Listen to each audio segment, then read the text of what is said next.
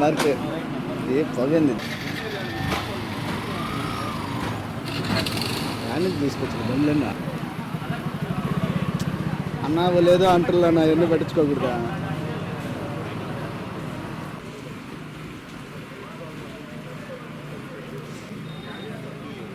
ఏంటంటే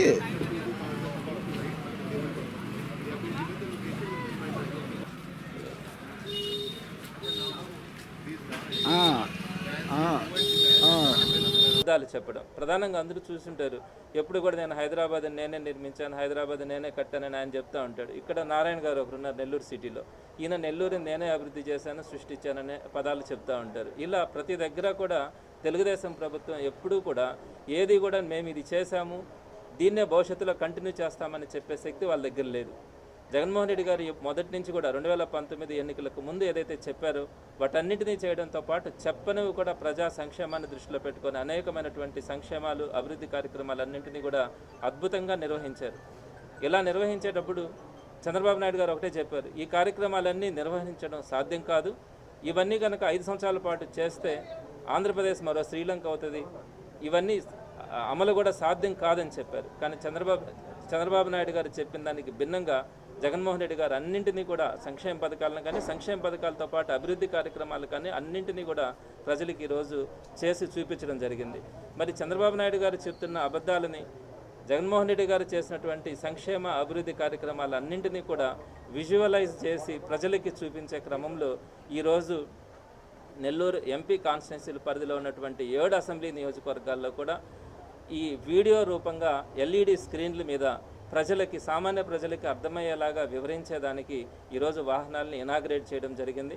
చాలా అద్భుతంగా మనం అన్నిటినీ కూడా వీడియోస్ని ప్రజెంట్ చేయడం కూడా జరుగుతూ ఉంది.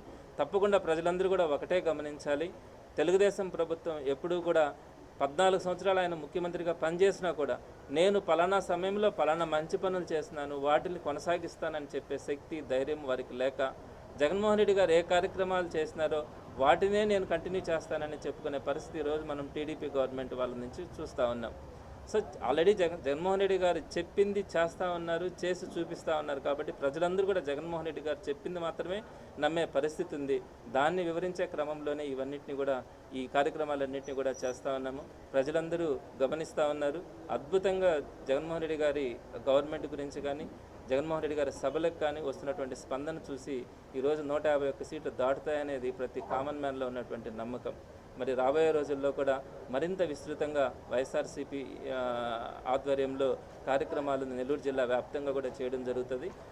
తప్పకుండా 10కి 10 సీట్లు, పాత నెల్లూరు జిల్లాలో 10కి 10 సీట్లు గెలుచుకునే లక్ష్యంగానే వైఎస్ఆర్సీపీ అడుగులు ముందుకేస్తుందని తెలియజేస్తున్నాను. రాష్ట్ర వ్యాప్తంగా సిద్ధం సభలు నిర్వహణ కానీ, సిద్ధం సభల ద్వారా ప్రజల నుంచి వస్తున్నటువంటి స్పందన కానీ అవన్నీ గమనించిన తర్వాత పెద్ద ఎత్తున వైఎస్ఆర్సీపీ గ్రాఫ్ గతంలో ఏదైతే 151 సీట్లు వచ్చినాయో అంతకు మించి వస్తాయని ఈరోజు ప్రతి కామన్ మ్యాన్ కూడా గమనిస్తూ ఉన్నాడు. ప్రజల స్పందన అంటే జగన్మోహన్ రెడ్డి గారు సిద్ధం సభల్లో మాట్లాడుతున్నప్పుడు కానీ, సిద్ధం సభల నిర్వహణలో కానీ, ప్రజలు హాజరు కావడం కానీ, ప్రజలు స్పందిస్తున్నటువంటి తీరు చాలా అద్భుతంగా కూడా ఉంది. అయితే చంద్రబాబు నాయుడు గారు ఎప్పుడు కూడా గత 14 సంవత్సరాల